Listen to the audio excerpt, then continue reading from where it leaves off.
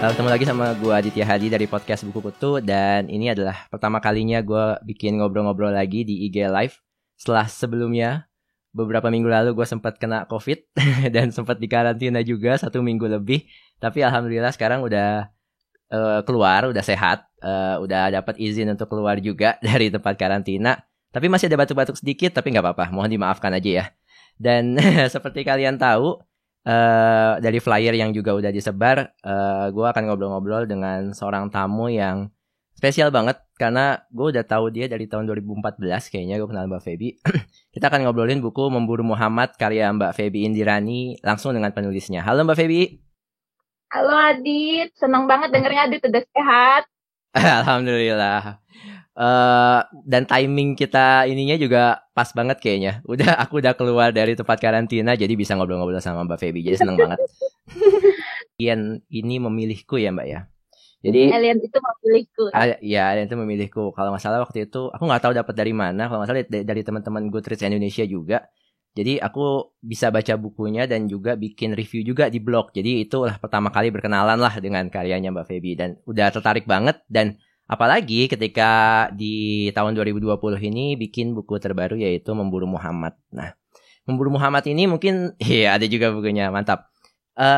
Aku sedikit sharing waktu itu di Twitter. Kalau menurut aku buku Memburu Muhammad ini sebenarnya kumpulan cerpen dan kesemua cerpennya itu membawa sebuah topik yang sama yaitu pendekatan tanda kutip atau tafsir tanda kutip yang berbeda terhadap anekdot mungkin ya.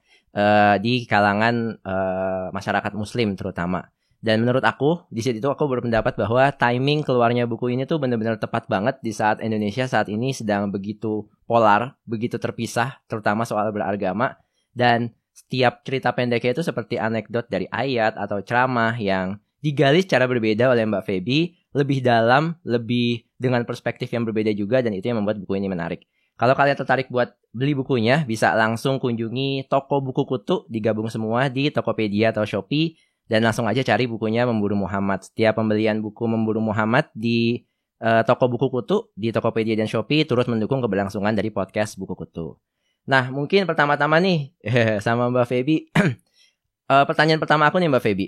Mbak Feby, kalau yang dari aku dengar-dengar katanya suka buku Enid Blyton ya? Antara lain iya. Jadi aku itu bacaan apa ya? Bacaan kecil yang memorable banget. Dan apa ya? Banyak gini. Jadi banyak sekali nama-nama tokoh di situ yang aku nggak bisa melafalkan dengan benar gitu. Jadi setelah gedean kayak aduh bego banget sih gue nyebutnya kayak apa gitu. Tapi kalau dari sisi cerita tuh benar-benar apa ya? Pengalaman pertama meluaskan imajinasi banget sih. I see. Boleh sharing nggak buku yang paling suka, bukunya Enid Blyton yang paling suka, paling teringat sampai sekarang? Karena kalau aku suka bukunya yang 5 Sekawan. Jadi sampai sekarang juga kemarin Big Bad Wolf beli kayak setnya gitu, yang kumpulan bukunya itu juga 5 Sekawan juga. Kalau Mbak Feby paling terkenang tuh sama buku Enid Blyton yang mana? 5 Sekawan. Nah, aku nih kadang nyampur-nyampur ya di kepala nih semakin banyak input memori semakin sering tergerus. Kayak buku-buku Mallory Towers gitu, Enid Blyton juga bukan sih? Kalau nggak salah ya. Iya. Jadi aku senang banget buku-buku kayak kelas 5 di Mallory Towers gitu-gitu atau enggak di Sinclair.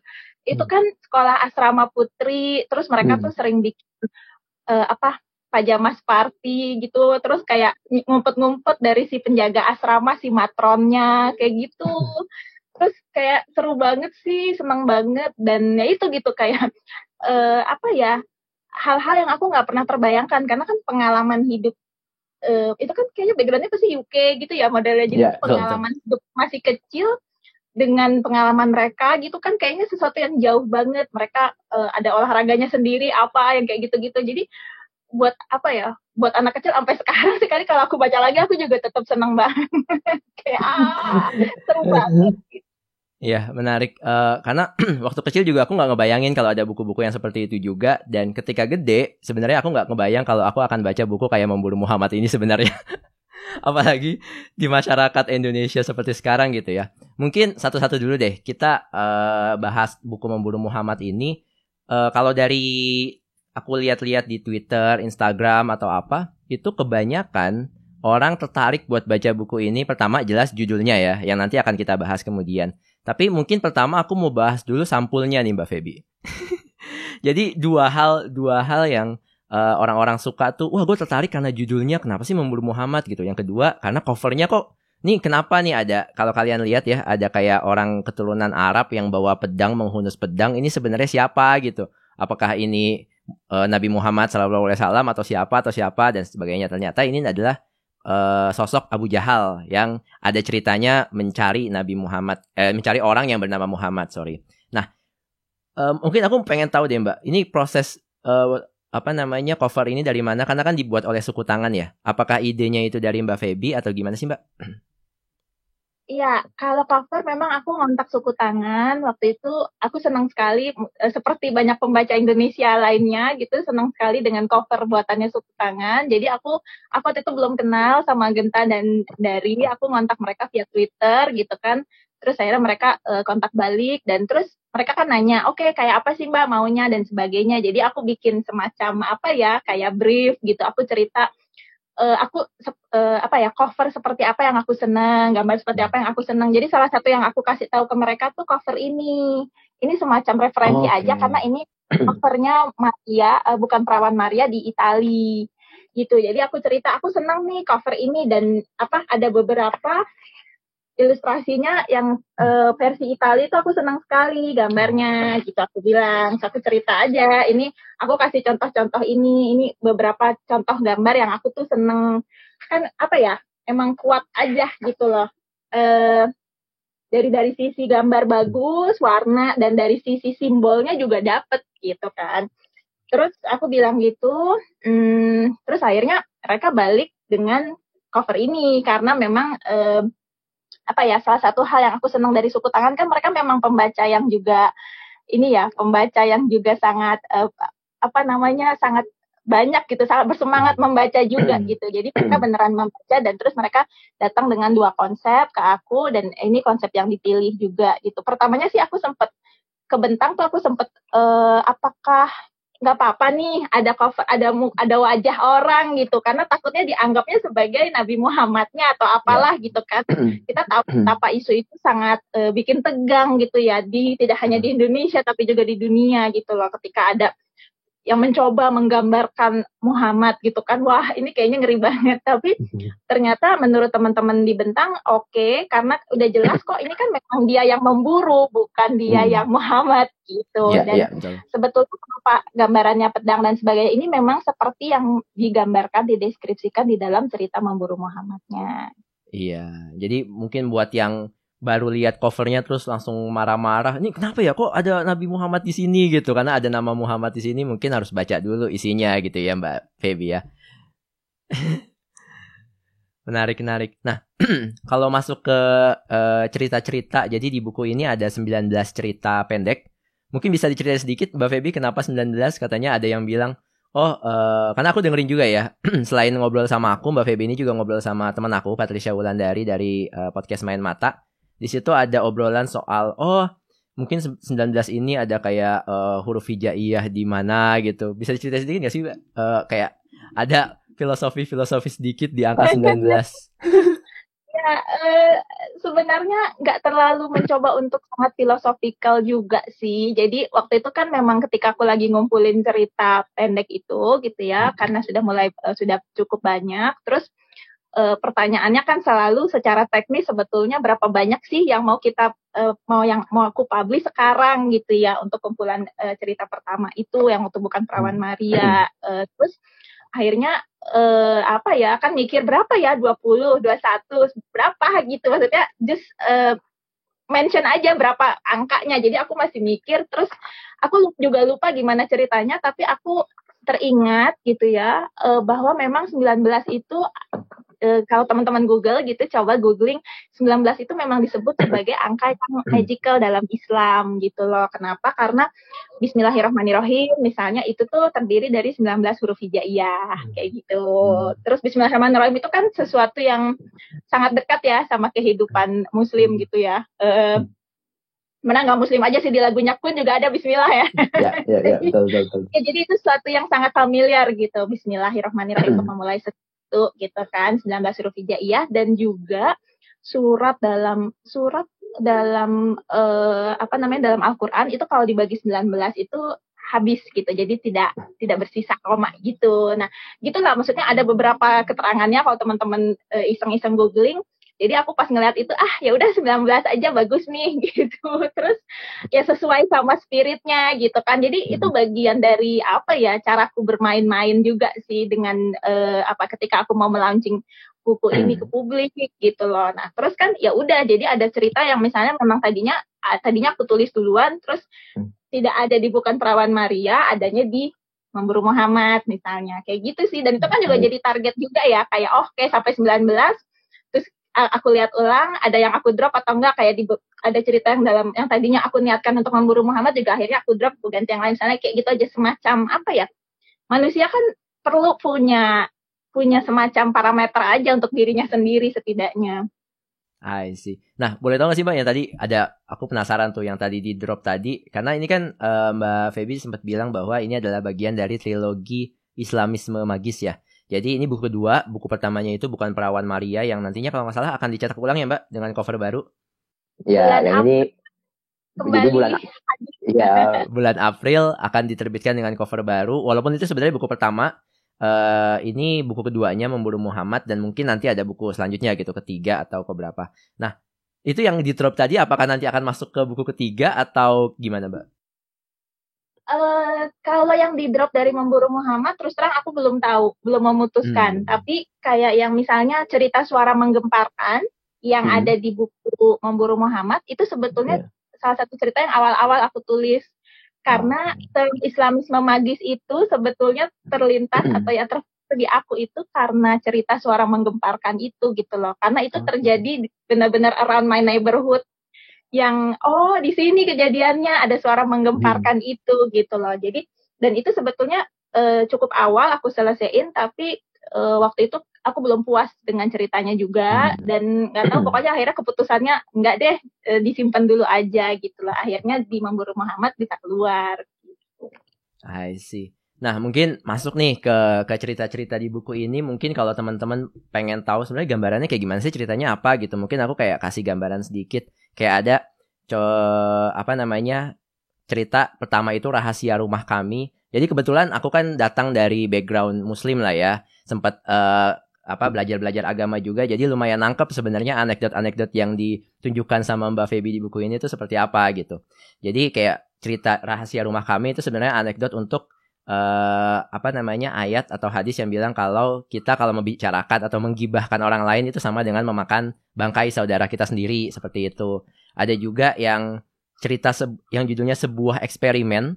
Yang ini menarik banget obrolannya dengan Patty di podcast Main Mata. Karena Patty kan datang dari bukan latar belakang Islam tapi dia penasaran tuh ini sebenarnya anekdotnya seperti apa. Itu juga emang populer di kalangan Islam, cerita tentang orang alim yang ditawarkan arak bersetubuh dengan perempuan atau membunuh bayi dan kemudian dia memilih satu tapi malah dapat semuanya. Kemudian ada isu soal makan babi di cerita bakso terenak di dunia. Ini sendiri aku pernah ngalamin pribadi. Jadi takut makan sesuatu yang enak karena mungkin dianggap ada babinya atau dianggap ada guna-gunanya. Seperti itu, ada macam-macam lah. Ada juga soal poligami di cerita Umi Solihah di Madu Lagi. Ada cerita soal anekdot tentang iblis yang iri sama Adam ketika di surga, ketika Adam itu diciptakan oleh Allah Subhanahu wa taala. Ada juga ini ada juga yang menarik karena Mbak Feby sedikit mengaitkannya dengan buku science fiction yang sebenarnya aku suka juga, yaitu Ready Player One. Nah, di sini ada cerita pendek yang judulnya Siap Pemain Pertama, tapi dikaitkan dengan isu terorisme. Itu menarik banget sih. Ada juga hikayat soal Robiah Al-Adawiyah, kemudian tentang kasih sayang kepada hewan, kucing dan sebagainya. Bahkan ada cerita yang ini menarik banget karena ada kata-kata bahasa asing yang ditulis di sini yang sebenarnya aku nggak tahu sih Mbak sebenarnya ini apa. Akhirnya aku pakai kayak Google Translate yang sekarang kan bisa ya dicantumin gitu. Jadi ada kata-kata dalam bahasa asing yang aku juga nggak tahu apa. Akhirnya aku tahu kalau itu mungkin biar ini Mbak Feby sendiri yang cerita atau teman-teman Google Translate sendiri cari itu artinya apa ya. Tapi akhirnya aku berhasil. Itu menunjukkan bahwa cerita-cerita di buku ini tuh bener-bener khas banget, Islam banget. Tapi Mbak Feby nggak tanda kutip ya udah kalau orang nggak ngerti ya udah biarin aja nggak ngerti gitu. Tapi Mbak Feby juga mencantumkan di buku ini kalau ini kaitannya dengan ayat atau hadis ini loh. Di Islam tuh ada ayat atau hadis ini yang ngomongnya kayak gini. Nah gue bikin ceritanya seperti ini gitu. Nah kalau aku pribadi, aku paling suka sih kalau boleh milih ya Mbak Feby ya. Yang memburu Muhammad, jelas karena itu juga jadi judulnya. Yang kedua itu yang pengincar perempuan tuantu. Yang itu ngomongin soal makhluk pemerkosa perempuan yang menurut aku itu ada alegori-alegori terselubung di dalamnya yang aku lebih memilih untuk tidak mendeskripsikan itu sebagai apa karena menurut aku semua pembaca bebas menginterpretasikan. Menurut aku ya Mbak, mungkin Mbak Feby punya pendapat berbeda. Tapi kalau Mbak Feby sendiri ada yang favorit banget nggak sih di cerita 19 cerita di buku ini? Oke. Pertama makasih banget Adit, aku senang banget dengernya, maksudnya denger Adit membaca dan punya penafsiran terhadap cerita-cerita ini, aku senang banget karena seringkali pembaca datang ke aku, ini apapun backgroundnya ya, tapi banyak juga teman-teman yang muslim yang datang ke aku dan ini maksudnya apa sih gitu, artinya maksudnya apa itu, aku percaya bukan mereka nggak punya pendapat, tapi mereka nggak berani untuk menafsirkan cerita itu sendiri. Nah, padahal kan sebetulnya aku sangat senang, aku selalu balikin lagi ke pembaca, menurutmu gimana? Pasti punya pendapat, nggak mungkin orang kan nggak mungkin baca sesuatu terus kosong aja gitu otaknya, kan nggak mungkin gitu loh. Cuma seringkali tidak berani untuk ngeklaim aja bahwa ini pendapat saya kayak gini gitu, dan karena kan takut salah gitu kan, dan kita selalu dibiasakan secara umum ya sistem pendidikan di Indonesia masih dibiasakan untuk hanya ada satu cerita yang benar. Hanya ada, ya kan, gitu, kayak pelajaran PPKN dan sebagainya. Kayak hanya ada satu cerita yang boleh benar gitu. Padahal kan bisa jadi penafsirannya Adit berbeda dengan penafsiran orang lain, tapi sama-sama benar atau sama-sama salah dan nggak apa-apa juga gitu kan. Nah sebelumnya aku cuma pengen bilang Adit, glosariumnya ada. Oh ada ya? Wah aku nggak baca glosarium. Oh ada. Tapi berarti mungkin karena aku rada teknologi banget, teknologi banget. Jadi sebelum nyampe glosarium aku udah cari Google Translate. Tapi emang bisa sih. Itu ternyata adalah kata Tuhan ya. Kata Tuhan dalam berbagai bahasa. Iya, jadi sebenarnya ada glosariumnya. Soalnya aku tadi deg-degan. Aduh, itu sebenarnya keburu dimasukin nggak ya? Gitu. Lupa. Ya, ada pasti karena editor aku Mbak Dila waktu itu juga udah mengingatkan gitu, dan memang harus ada Mbak gitu. Oke, baik. Itu satu. Terus kalau misalnya ditanya mana cerita yang paling aku seneng, itu selalu aku jawabnya sering beda-beda. Tergantung mood aku pada saat itu gitu loh. Kadang-kadang aku jawab pengincar perempuan tuantu, itu salah satu cerita yang aku memang cukup senang. Bisa ditafsirkan dengan apapun caranya gitu ya, tapi ditafsirkan as it is, artinya memang ada makhluk yang seperti itu dan sebagainya sebagai sebuah cerita fantasi, itu pun sah-sah aja, boleh. Gitu. Mau ditafsirkan dengan cara yang berbeda, boleh juga, nggak apa-apa. Atau ditafsirkan ke negara tertentu juga silahkan aja ya Mbak. Boleh banget. Kalau misalnya ditanya tuantu ada nggak sih negara yang menginspirasi, pasti ada gitu ya. Nothing new, nothing original under the sun, tapi itu adalah perpaduan dari beberapa negara. Jadi nggak satu negara. Aku tadi tertarik, Adit seneng Ready Player One ya, Siap Pemain Pertama. Itu cerita favorit aku. Salah satunya, nggak bisa setidaknya gitu. Aku seneng dan jarang yang membicarakan cerita itu. Jadi aku suka deg-degan ini ketangkep nggak ya? tapi aku cukup senang cerita itu, dan kenapa ya aku senang cerita itu, karena nggak tahu, ternyata aku lagi punya minat khusus terhadap virtual reality juga kayaknya. That is why aku memang, jadi waktu itu cerita sedikit ya, aku kan kebetulan waktu itu pas lagi kuliah digital media, culture and education, dan salah satu mata kuliah aku itu adalah Buddies and Digital Media. Jadi sebetulnya cerita Siapa Main Pertama itu antara lain memang kristalisasi dari waktu aku sambil kuliah dan sambil nulis buku kedua ini gitu. Terus tapi apa ya, maksudnya jadi waktu aku lagi traveling gitu ya, salah satu ide cerita Siapa Main Pertama itu muncul ketika aku lagi di Taman Bunga Tulip. Jadi kan kalau di Belanda itu setiap tahun biasanya kalau lagi kondisi normal, ya nggak tahu sekarang, ada fase di mana ada pameran bunga tulip gitu khusus gitu ya. Dan bunganya itu kan warnanya bisa warna-warna yang kita nggak pernah temukan secara umum gitu, warnanya sangat-sangat unik. Nggak tahu pada titik itu aku merasakan ini indah banget ya gitu, kayak bukan di dunia nyata biasa gitu ya, ini indah banget. Terus aku berpikir, dalam situasi seindah ini ada nggak ya orang yang tega untuk menghancurkan gitu loh. Itu sebetulnya pertanyaan itu datangnya dari situ, dan akhirnya itu jadi salah satu level di Siapa Main Pertama, dan pada saat itulah ide untuk Siapa Main Pertama itu datang gitu. Adegan itu gitu, semuanya adalah levelnya makin lama makin naik kan, dan kalau misalnya diperhatikan makin lama tuh levelnya juga ada tingkat kesulitannya gitu kan. Dia harus berhadapan dengan dirinya sendiri ketika dia kecil misalnya, kayak gitu-gitu tuh. I see. Karena menariknya aku juga kan penulisnya baru ngeluarin buku keduanya ya, Ready Player 2, dan aku udah baca juga, dan itu teknologi virtualnya tambah menarik lagi. Mungkin nanti bisa jadi inspirasi cerpen lainnya, Mbak. Ya. Thank you Adi rekomendasi. Yeah. Mungkin aku mau nanya lagi sih, mungkin kan pasti ada kekhawatiran kayak ya pasti semua orang apalagi lihat judulnya aja udah kebayang gitu kan. Pasti buku ini akan memicu diskusi, mungkin ada beberapa orang yang nggak setuju atau mungkin menghakimi atau apalah respon mereka gitu.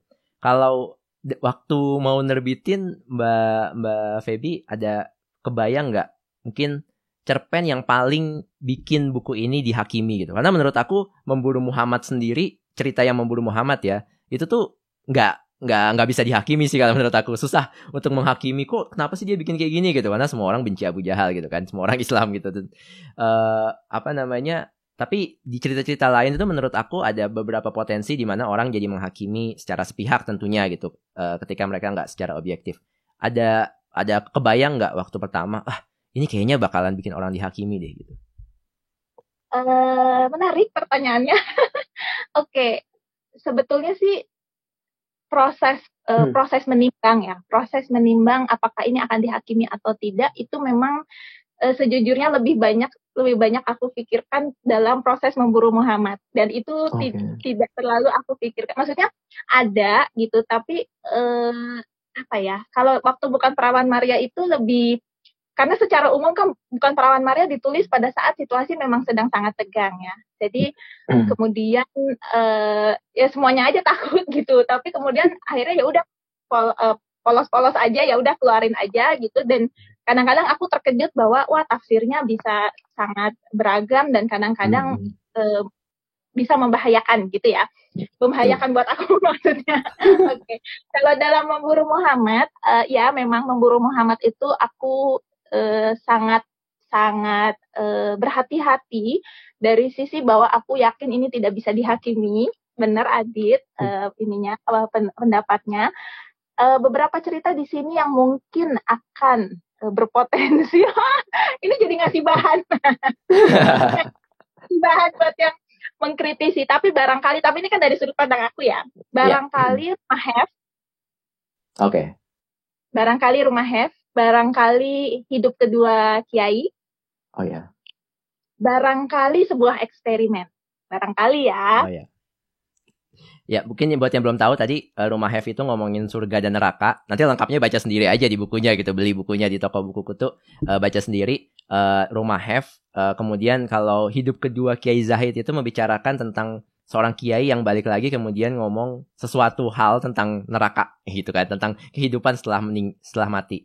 Kemudian yang sebuah eksperimen tadi yang seperti gue bilang di awal tentang anekdot dari sebuah hadis kalau nggak salah atau riwayat yang ngomongin tentang orang alim yang ditawarin 3 pilihan, minum arak, bersetubuh dengan perempuan atau membunuh bayi. Nah, mungkin menarik sih karena aku juga yang kepikiran di otak aku ketika baca yang tanda kutip tadi bisa dihakimi itu yang hidup kedua Kiai Zahid sih, karena itu benar-benar sebuah mungkin riwayat tentang hal itu atau cerita tentang hal itu banyak penafsiran dan banyak pendapat terutama di diskursus Islam sendiri. Jadi mungkin itu banyak menarik. Kalau kalian tertarik buat tahu sebenarnya seperti apa ya baca sendiri aja dan kalian tafsirkan sendiri gitu. Mungkin sebelum lanjut kalau yang ada punya pertanyaan buat Mbak Feby atau apa atau komentar bisa langsung tulis di kolom komentar atau di fitur tanya atau question and answer di kanan bawah itu ada tombol yang ada tanda tanyanya, bisa diklik di situ. Oke, mungkin lebih lanjut tentang bagaimana orang mungkin bisa menghakimi buku ini. Menurut aku pribadi ya, ini keputusan yang bagus Mbak Feby itu menambahkan pengantar dari Pak Nadir Shah Hussein. Itu jadi menurut aku seperti semacam orang tuh nggak marah-marah dulu ketika baca gitu ya. Oh baca dulu nih Pak Nadir Shah Hussein, Gus Nadir ini ngomong apa. Kemudian juga ada beberapa tokoh lain yang dimasukkan seperti Inayah Wahid, kemudian Mas Hikmat Darmawan, kemudian Pak Gunawan Muhammad dan sebagainya. Menurut aku itu buku seperti ini emang harusnya seperti itu nggak sih Mbak? Jadi harus ada pengantarnya seperti itu dulu, beda dengan buku-buku lain misalnya. Tentu saja saya berterima kasih pada Bentang Pustaka yang sekarang akunnya sedang saya bajak. Terima kasih ke penerbit Bentang Pustaka. Saya percaya karena memang Bentang itu kan sudah punya track record yang cukup panjang dan menerbitkan buku-buku bermutu gitu ya. Artinya dari grup yang juga cukup mapan gitu ya. Cukup panjang pengalamannya dalam dunia penerbitan di Indonesia gitu. Jadi memang waktu itu dari Bentang memang sudah bilang, Mbak, kita harus ada pengantarnya. Iya. Dan waktu itu akhirnya kami mencari siapa ya yang bisa yang orang yang tepat, yang paling tepat untuk mengantarkan buku ini ke publik gitu ya. Jadi ada yang pengantar, endorsement gitu kan, karena betul seperti yang Adit bilang, terlebih dalam konteks masyarakat Indonesia seperti sekarang sangat penting untuk kita mengantarkan cerita ini gitu ya dengan proper ke publik dan juga dengan oleh orang yang Muslim scholar ya, artinya memang paham ilmunya. Saya bukan Muslim scholar, saya paham itu by intuition gitu kan, karena ya lahir dan besar di tradisi ini gitu. Tapi pasti harus ada orang yang memang memang cukup yang dihormati juga gitu untuk mengantarkan ini. Dan alhamdulillah banget waktu itu Gus Nadir mau bersedia. Jadi saya senang sekali. Gus Nadir juga saat ini termasuk yang aktif ya di ranah media sosial kan untuk memberikan tafsir-tafsir Islam yang lebih adil gender gitu kan, yang lebih adil sama kaum minoritas. Jadi saya sangat-sangat berterima kasih juga sama semua orang-orang yang tadi disebut Adit yang sudah memberikan endorsement. Buat saya itu dukungan yang luar biasa sih. Maksudnya wah gitu. Dan bahkan ya sebetulnya, tapi ini baru saya ngomongin sekarang aja nih ya, saya sempat berpikir barangkali memang ada hikmahnya gitu ya. Katakanlah Memburu Muhammad itu diterbitkan mainstream justru duluan sebelum Bukan Perawan diterbitkan mainstream. Betul, karena somehow bisa jadi mungkin orang akan lebih siap gitu ketika Memburu Muhammad yang dibaca luas duluan gitu ya. Tapi ini baru semacam hunch aja buat aku, semacam intuisi aja gitu loh. Ya, menarik. Mungkin sebelum lanjut mau ngingetin dulu, jadi buat kalian yang tadi itu tertarik buat beli buku ini, jadi jangan takut buku ini buku tentang apa sih gitu. Mungkin banyak juga yang belum tahu, walaupun review di Goodreads sudah banyak gitu ya, tapi mungkin banyak yang belum tahu sebenarnya buku ini tentang apa. Bisa baca pengantarnya dulu nih dari Gus Nadir di awal. Buku ini tentang apa, karena beliau menjelaskan dengan cukup baik juga gitu. Jadi jangan takut buat beli, dan kalau tertarik buat beli bisa di toko buku kutu di Tokopedia dan Shopee.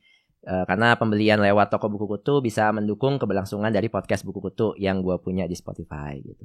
Mungkin lanjut ke sisi yang berbeda nih Mbak dari buku Memburu Muhammad ini, karena mungkin banyak aku menilainya Mbak Feby itu ya mulai dari Bukan Perawan Maria ya, bahkan mulai dari buku pertamanya Mbak Feby gitu yang ngomongin tentang kisah pelacur di Kramat Tunggak dan itu. Ini kan semacam kayak kritik sosial ya Mbak.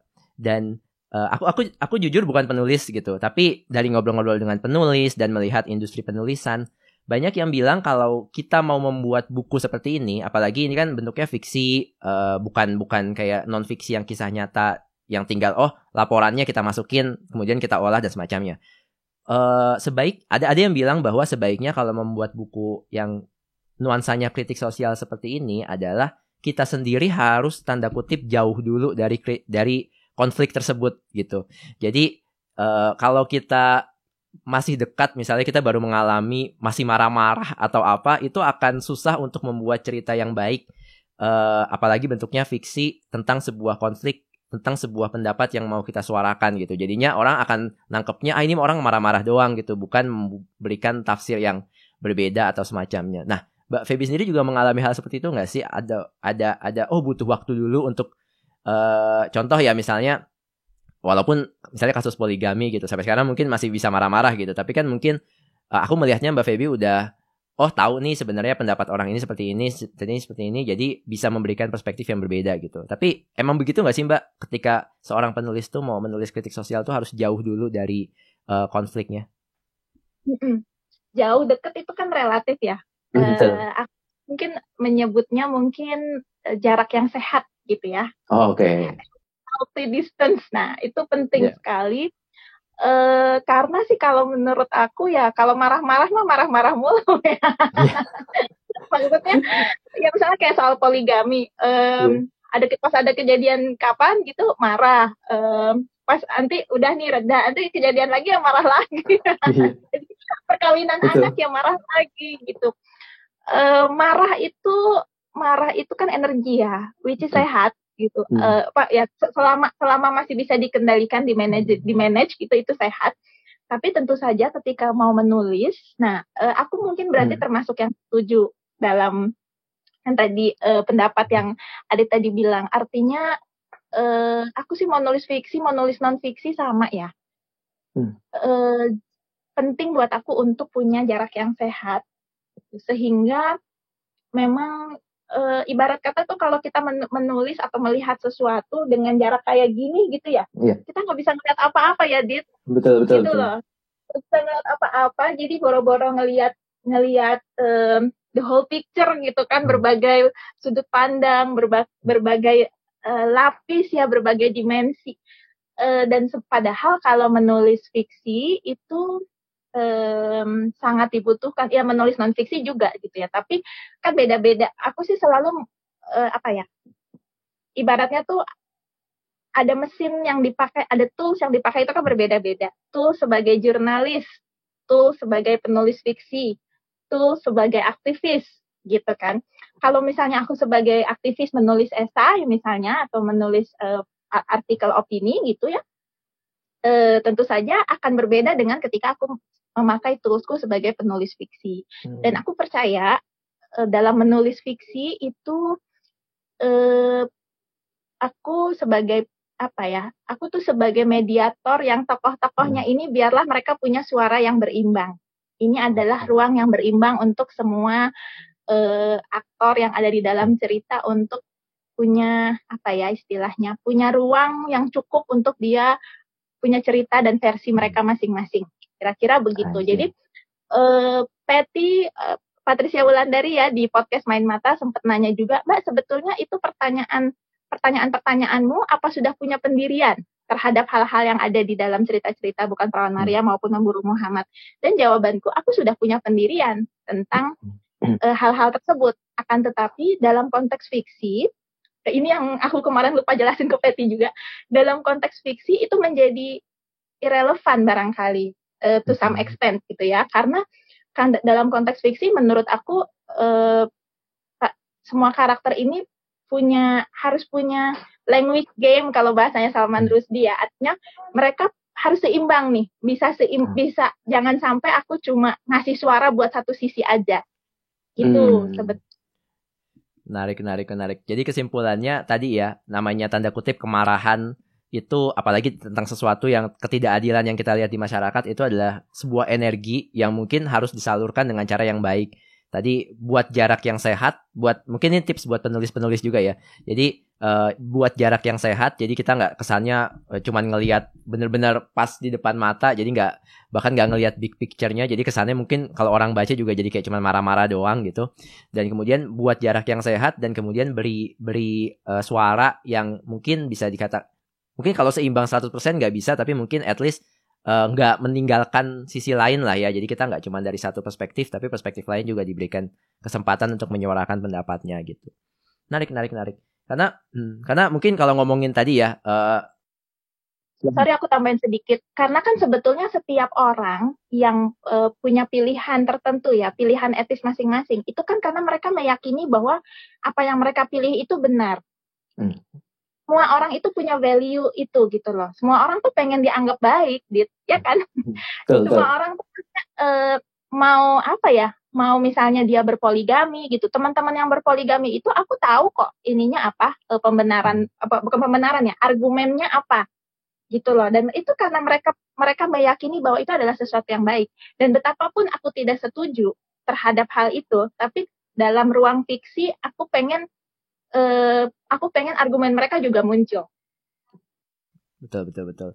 Dan mungkin kita juga sebagai pembaca juga mungkin jangan jadikan Memburu Muhammad ini jadi kayak bacaan terakhir gitu Mbak ya. Jadi setelah baca ini ya baca yang lain juga, mungkin baca non-fiksi, baca karya yang lain, biar kita sendiri sebagai pembaca juga bisa punya ruang ini yang besar gitu. Karena mungkin ini sedikit ngobrol-ngobrol aja ya, mungkin ini di luar topik ini, tapi kayak mungkin banyak yang penasaran kenapa sih orang-orang Islam atau nggak cuma Islam ya, tapi misalnya semua agama yang konservatif terutama fundamentalis, kenapa sih mereka saklek banget sama agama kayak ayat mereka atau apa? Karena dari yang aku pahami, dari aku berkecimpung di dunia kerohanian, karena mereka sendiri juga khawatir kalau ada satu tanda kutip pilar yang ditafsirkan berbeda atau tanda kutip dihancurkan, itu akan bikin apa yang mereka percaya selama ini, agama yang udah mereka bangun, mereka percaya itu jadi runtuh seutuh-utuhnya gitu. Karena mungkin Al-Quran aja bisa ditafsirkan begini, terus mungkin nanti cerita lain ditafsirkan berbeda lagi. Nah mungkin ada kekhawatiran seperti itu. Dan menurut aku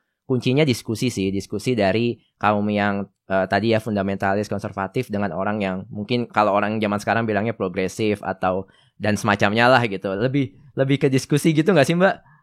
Iya, gini, konservatif adalah rentang yang sangat panjang ya. Betul. Progresif juga. Dan kadang-kadang saat sekarang ini kita bisa melihat bahwa orang-orang yang kita pikir progresif ternyata gayanya sama aja sama kayak orang yang kita fundamentalis. Gitu loh. Artinya memang kita perlu sangat hati-hati untuk meletakkan dikotomi gitu ya, kategori-kategori, label-label. Aku bukan orang yang bebas dari semua itu juga, sama-sama kita belajar bareng-bareng. Sangat sulit memang, kadang-kadang apalagi juga ada namanya ego ya, maksudnya aduh kesel banget sih gitu sama orang itu, caranya apa, kadang-kadang kita bisa setuju sama poinnya tapi karena kita kesel banget sama caranya kayak gitu loh. Jadi makanya memang aku sangat menghindari label-label yang seringkali sekarang lagi sering dipakai, misalnya apa sih, dasar kadrun loh misalnya gitu, atau cewek loh gitu. Artinya label dari kedua belah pihak itu atau kedua belah kubu itu seringkali memang menghentikan percakapan, boro-boro diskusi yang seperti yang Adit harapkan tadi juga gitu ya. Dan memang apa ya, menjauhkan kita dari pencarian pada kebenaran. Kan sebetulnya mari kita duduk bareng-bareng untuk kesamaan kita apa, tujuan kita apa sih yang bisa kita capai bersama gitu ya. Jadi sebenarnya aku ngerti poinnya Adit gitu, cuma memang kita mesti hati-hati banget untuk name it tadi gitu ya, progresif dan konservatif. Satu, karena rentangnya panjang. Yang kedua, orang bisa jadi swing begitu aja gitu. Kalau masalah agama, kayaknya progresif, udah paling progresif sedunia seakhirat. Tapi kalau soal Jokowi aja, nggak bisa salah tuh Jokowi. Udah jadi fundamentalis Jokowi misalnya. Kita lihat itu sekarang gitu loh. Jadi kayak, mesti memang, gitu lah. Mesti banyak-banyak baca sastra barangkali. Ya itu pembahasan yang mungkin kalau kita bikin bisa beberapa berjam-jam sendiri ya Mbak ya. Menarik. Iya, mungkin balik lagi ke ini, aku mau bacain beberapa komentar nih yang udah masuk dari teman-teman yang nonton. Mudah-mudahan masih stay ya di sini. Ada dari Permatasari 100278 Mbak Feby IG-nya apa katanya? Karena sekarang lagi pakai bentang ya. Oh iya, IG-nya Feby.Indirani. Feby pakai Y ya, FEBY .Indirani gitu. Kemudian iya, Indirani betul. Ada yang nanya, ada yang komentar, "Hai Mbak Feby, ini Eti dari Frankfurt dari World Chart Book Club. Salam kangen," katanya. "Aku juga suka Enid Blyton, yang asramanya itu seru banget," kata dia. Banyak nih ya pecinta Enid Blyton di Indonesia ya sebenarnya. Oke. Tuh, kemudian ada komentar lagi dari Sirih Kuning. "Tadi ragu-ragu mau mantengin IG live ini, takut kena spoiler." Enggak, tenang aja. Jadi buat yang mau, ini kan nanti aku masukin di IG TV. Kalau yang mau dengerin tenang aja, nggak ada spoiler. Karena aku cuma jelasin, cerpen ini tentang ini gitu. Endingnya sama sekali nggak aku bahas, tenang aja. Soalnya Sirih Kuning ini katanya baru sempat baca cerita pertama dan menurut dia memang harus jaga jarak yang sehat agar bisa menikmati buku ini. Kalau enggak ya kesel, bahkan sejak cerita pertama. Mungkin keselnya ditahan-tahan nih sampai cerita-cerita selanjutnya. Oke. Mungkin ini topik terakhir yang mau aku bahas, karena kan podcast aku kan juga nggak cuma ngomongin buku as per se doang ya Mbak. Maksudnya karya-karya dari penulis-penulis Indonesia dan luar, tapi juga dunia sastra secara umum. Karena aku tahu Mbak Feby juga punya inisiatif, mungkin namanya ya, dengan memunculkan akun Instagram Jendela Puan ya Mbak, untuk mencatat karya penulis perempuan dan terutama yang terpinggirkan. Mungkin bisa cerita dikit nggak sih Mbak sebenarnya itu apa dan tujuannya itu apa?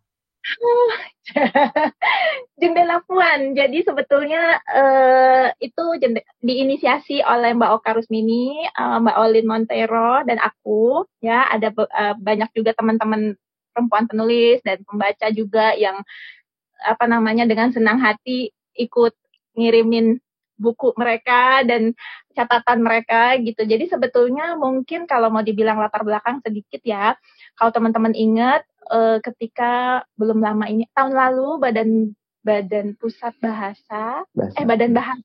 Bahasa Kemendikbud itu ada mengumumkan nominasi penghargaan sastra dalam 5 tahun dari 2015 sampai 2020 untuk 5 kategori, kritik sastra, novel, cerpen, puisi, dan naskah drama panggung. Berarti ada 5 nominasi untuk 5 kategori, jadi ada 25. Bayangkan betapa banyaknya 25 itu ya, dalam 5 tahun, dan tidak ada satupun perempuan. Jadi waktu itu aku dan Mbak Oka ternyata juga mungkin, dan ternyata ada perempuan-perempuan lain juga yang sempat japri ke aku gitu ya. Kami sangat kesal sampai nggak bisa tidur. Kesel karena kok bisa ya tahun 2020 gitu ya, kok masih ada bisa terjadi seperti ini dan dilakukan oleh, sebetulnya bagaimanapun kita bisa bilang apa ya, ini Badan Bahasa ini kan lembaga negara gitu loh. Lembaga negara yang terhormat gitu ya, yang cukup besar. Jadi kok bisa hal seperti ini terjadi gitu. Nah, saya orang yang selalu percaya juga bahwa segalanya itu tidak mungkin berdiri sendiri. Artinya daripada misalnya memfokuskan, saya tahu siapa jurinya dan saya tahu apa komentar jurinya gitu. Tapi daripada memfokuskan kepada person ya, karena kan person juga hanyalah bagian dari sistem, artinya bisa jadi dia nggak sadar, dia nggak bermaksud dan sebagainya gitu. Jadi saya lebih fokus pada bagaimana apa yang bisa kita lakukan secara sistemik gitu ya. Dan tentu saja ada urusan sama individual juga, tapi kan menjadi sangat kompleks ya. Jadi ya sudah, mari kita lihat pada sistemnya apa yang terjadi. Dan ternyata kan juga ketika saya nulis salah satunya di Magdalene gitu ya, dan ngomong di acara-acara seperti ini juga, banyak juga yang kemudian bilang bahwa tentu saja problemnya juga banyak gitu kan. Saya juga betul juga sadar. Jadi bukan hanya tentang tidak adanya perempuan penulis, tapi juga selama ini keterwakilan dari luar Jawa seperti apa gitu kan. Jadi saya senang bahwa percakapan seperti itu bergulir, orang jadi semakin semakin banyak yang terlibat dalam percakapan, itu semakin baik gitu kan. Dan ada kesadaran, ada tambahan ada orang yang lebih sadar, iya ya. Siapa tahu memang perwakilan jurinya juga bukan soal ada perwakilan perempuan laki-laki, tapi ada perwakilan luar Jawa atau enggak. Itu juga kan jarang diperhatikan gitu. Kita masih sudah 20-an tahun lebih setelah reformasi, kita masih aja Jawakarta sentris misalnya. Banyak hal gitu. Jadi saya rasa itu sisi bagusnya dari pengumuman nominasi itu yang tidak pernah ada pertanggungjawabannya juga setelahnya, tapi percakapan publiknya sempat cukup terbangun gitu ya. Sebetulnya tidak hanya sebagai saya cuma ingin mencatat aja, tidak hanya Badan Bahasa yang nominasinya hanya laki-laki saja gitu ya. Ada lembaga-lembaga lain yang juga melakukan itu, tapi saya merasa kenapa saya sangat vokal untuk masalah Badan Bahasa, karena ini kan pemerintah gitu. Kalau lembaga swasta lain ya udahlah terserah gitu ya. Ya ini kan ruang publik yang memang kita harus katakanlah kita warnai aja gitu ya. Yang ada lakukan kan juga itu, ini mewarnai ruang publik gitu. Apa yang bisa kita lakukan ya kita bikin percakapan-percakapan baru selalu gitu. Nah, jadi Jendela Puan itu yaitu Mbak Oka dan Mbak Olin ngajak aku yuk kita bikin sesuatu, dan yang minimal bisa dilakukan sebetulnya apa sih? Itu kan karena kita semuanya punya kesibukan juga yang udah berjalan, dan aduh ini ada lagi hal yang harus kita tangani, tapi ya udahlah, ayo kita bikin sesuatu, mulai aja sekecil apapun itu, dan itu adalah mencatat. Karena seringkali kerja-kerja yang seringkali diabaikan itu kan dokumentasi. Indonesia tuh lemah banget soal dokumentasi, bener nggak, Dit? Jadi ya udahlah, kita bikin dulu lah dokumentasi, kita catat sedikit aja, nggak usah review yang panjang seperti apa gitu, tapi yang penting tercatat dulu lah. Dan kita pengen meruntuhkan istilahnya tuh meruntuhkan sekat-sekat fiksi, non fiksi, populer, sastra gitu. Kita catat aja dulu semuanya sedapat mungkin supaya juga orang itu tahu bahwa oh ada toh buku-buku dari perempuan seperti ini. Karena ini tambahannya, karena waktu setelah saya menulis di Magdalene, nah ini kan bagusnya kita nulis di publik ya. Saya nulis di Magdalene, kemudian ada teman yang tinggal di Perancis namanya Jafar, dia bikin tulisan yang merespons tulisan saya untuk dia bilang saya mau punya versi sendiri deh. Ini karya-karya yang menurut saya bagus dalam rentang tahun itu, saya mau punya versi tandingan dari Badan Bahasa. Itu kan sebetulnya kita tahu gitu, kita tahu bahwa itu bukan tandingannya Badan Bahasa, tapi kemudian itu adalah sebuah cara untuk memperkenalkan, oh ada ya kritik sastra dari perempuan, itu sangat jarang terdengar. Kalau kita tahu pemenangnya kritik sastra, kalau bikin lomba-lomba orangnya namanya itu lagi. Saya baru tahu bahwa oh ternyata ada ya buku-buku ini, itu dari listnya Jafar misalnya. Itu adalah daftar-daftar seperti itu, seberapapun sederhananya, adalah sebuah cara untuk memperkenalkan ke publik bahwa ada loh buku seperti ini pernah ditulis tahun segini. Nah ini misalnya nih, Mencari Makna Hidupku, ini saya tadinya nggak pernah dengar buku ini, tapi karena sejarawan Nadia Melati ya tinggal di Jerman sekarang, dia mencatat buku-buku itu untuk Jendela Puan, akhirnya saya sekarang beli dan saya lagi baca buku ini. Itu adalah upaya yang kecil, kayak riak-riak kecil aja gitu, tapi orang mulai gitu. Oh, saya pengen nulis buat Jendela Puan, nanti orang yang lain baca juga, saya pengen nulis juga, atau misalnya melihat Jendela Puan, saya belum pernah tahu, saya mau baca ini. Jadi buku-buku dari perempuan penulis mulai dibaca, sedikit-sedikit diperbincangkan gitu ya. Karena kalau enggak akan hilang aja begitu aja. Orang lembaga seperti Badan Bahasa aja bisa menghilangkan nama karya perempuan dalam 5 tahun gitu. Bisa hilang begitu aja. 10 tahun, 20 tahun dari sekarang, seolah-olah sekarang tidak berbahaya ya. Tapi 10 tahun, 20 tahun dari sekarang bisa jadi betulan hilang gitu loh. Itulah caranya menghilangkan sedikit-sedikit gitu. Betul. Nah, mungkin buat yang tertarik lebih lanjut bisa langsung kunjungi akun Instagramnya aja, Mbak ya. @jendelapuan. Dan kirim catatan kalian, buku-buku karya perempuan Indonesia sangat ditunggu. Seperti ini misalnya. Yeah. Betul. Karena menarik sih, karena aku juga pernah bikin opini juga di podcast aku ada episode judulnya Menggugat Para Dewa di Dunia Sastra Indonesia. Itu episode 128 dan di situ aku juga kayak mengutip beberapa kata-kata Mbak Feby juga. Aku tulis juga link artikel Magdalene artikel Mbak Feby di Magdalene di situ. Jadi bisa dicek juga di situ. Oke, mungkin ya, mungkin sebelum ditutup ini Mbak Feby, biasanya kalau aku sebelum tutup tuh bikin kayak ada trivia lucu-lucuan gitu. Jadi nanti aku tanya bisa berupa pilihan atau jawaban pendek dan aku harap Mbak Feby jawab dengan cepat ya. Oh ya ampun. Kecepatan bukanlah kelebihanku, tapi baiklah.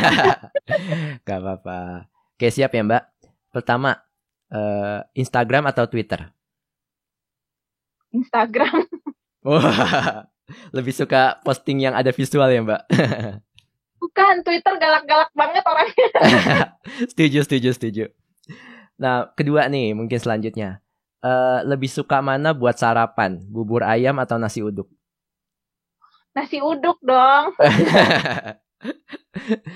Sip. Selanjutnya, ini aku juga kayak pertanyaan ini gak sengaja karena ngelihat diskusi Mbak Feby dengan temen editor di Twitter.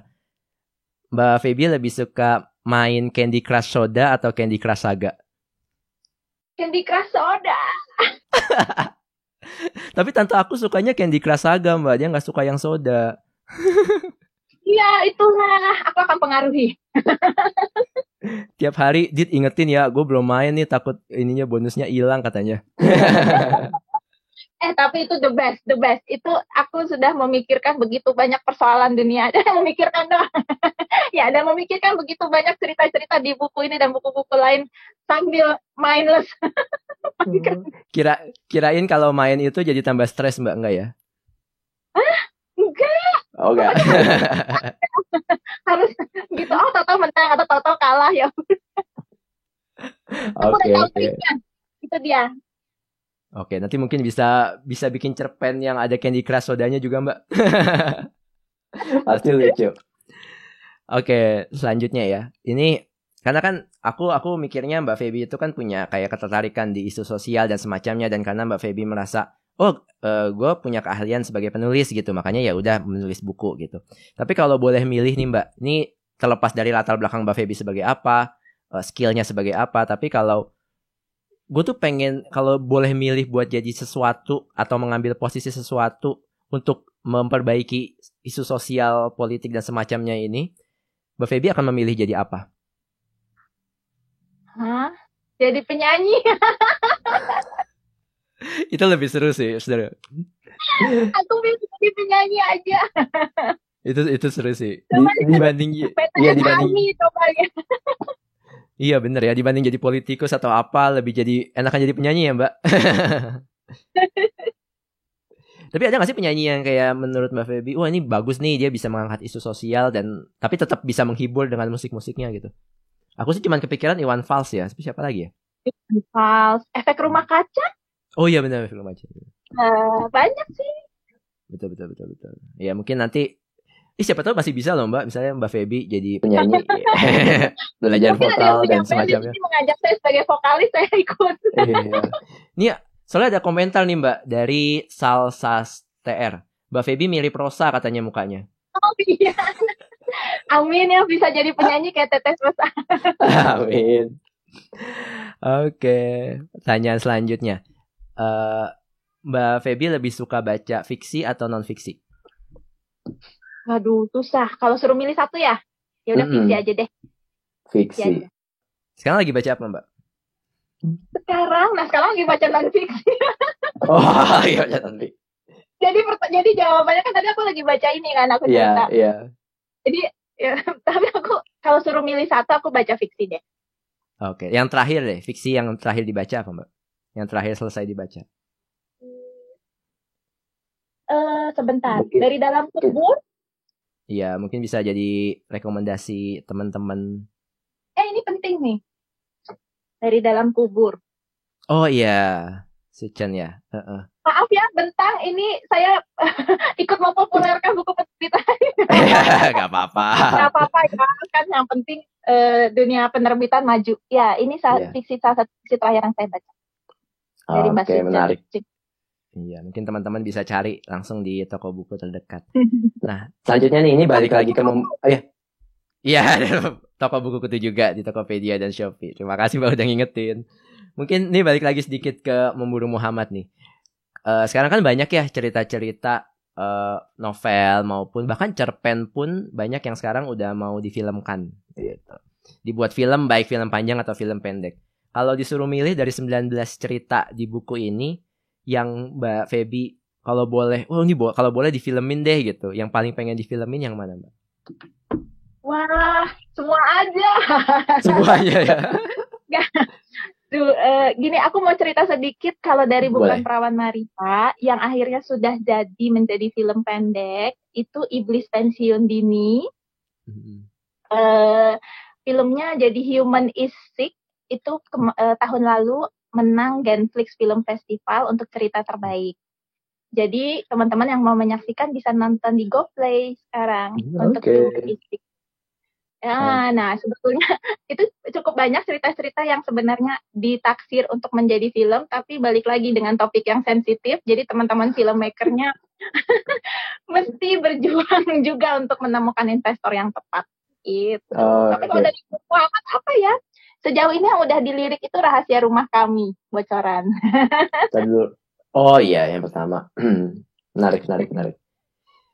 Karena, tapi berarti kalau misalnya ada teman-teman filmmaker yang pengen tertarik baca buku ini dan tertarik, bisa langsung hubungin Mbak Feby atau Bentang aja ya Mbak ya? Karena kayaknya Mbak Feby seneng banget nih buat ngedukung kalau karyanya jadi film nih.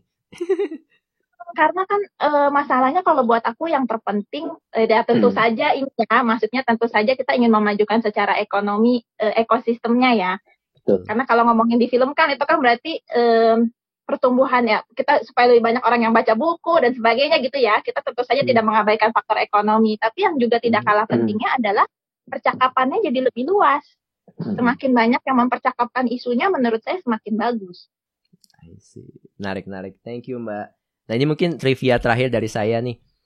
Kalau berandai-andai ya, misalnya Mbak Feby dikasih, ada investor atau orang kaya yang ngasih Mbak Feby, ini ada cek kosong, Mbak Feby boleh minta duit berapa aja, tapi syaratnya Mbak Feby dalam 1 tahun itu harus ngasih 1 karya yang Mbak Feby banget lah. Pokoknya Mbak Feby terserah nih ada duit, terserah berapa aja dihabisin buat bikin karya. Nah pertanyaannya Mbak Feby akan membuat karya itu seperti apa? Aku mau buat kayak Born 1982. Oh, oke. Itu karya yang bakal aku banget. Born 1982 tapi versi Indonesia. Nanti akan ngebahas apa tuh Mbak? Bayangin Born 1982. Bagaimana si perempuan itu menghadapi semua ketidakadilan dalam hidupnya. Ini versi Indonesia konteksnya. I see. Itu bakal mungkin novel Bang Feby banget. I see. Mungkin buat yang belum tahu, ini maksudnya Kim Ji Young kan Mbak ya? Iya, jadi Kim Ji Young Born 1982 jadi sebuah, mungkin bisa dicari aja, itu kayaknya udah diterjemahkan juga kalau nggak salah ya. Udah diterjemahkan, nah itu bisa dicari, jadi itu berkisah tentang feminisme lah. Menarik. Berkisah tentang nggak tahu feminisme atau bukan, tapi berkisah tentang perempuan seorang rumah tangga yang semacam apa ya gejalanya, semacam keserupan barangkali bisa dibilang, saya nggak tahu. Tapi itu akibat ya, kemudian kita tahu itu adalah akibat tekanan dia seumur hidupnya sebagai seorang perempuan di Korea. I see. Sip, menarik banget. Thank you banget Mbak Feby. Ini gak berasa loh, kita udah ngobrol-ngobrol sampai 1 jam. Terima kasih banyak Mbak Feby Indirani. Buat yang mau follow bisa langsung aja cari @feby.indirani. Terima kasih Bentang Pustaka yang telah mendukung IG Live ini. Sekali lagi buat yang tertarik buat beli buku Memburu Muhammad karya Mbak Feby Indirani, bisa langsung kunjungi toko buku kutu di Tokopedia atau Shopee, ada di dua-duanya. Cari aja Memburu Muhammad, langsung beli di situ. Karena pembelian lewat toko buku kutu turut mendukung keberlangsungan dari podcast buku kutu yang gue host. Oke, jangan lupa buat dengerin podcast buku kutu juga, karena nanti juga gue akan ngerilis review tentang buku Memburu Muhammad ini juga, tentu aja nggak akan ketinggalan. Sedikit clue, gue ngasih bintang 4 dari 5 bintang buat buku ini, jadi oke banget, gue rekomendasiin banget buat teman-teman. Oke, thank you banget Mbak Feby, bye bye. Bye. Bye semuanya. See you and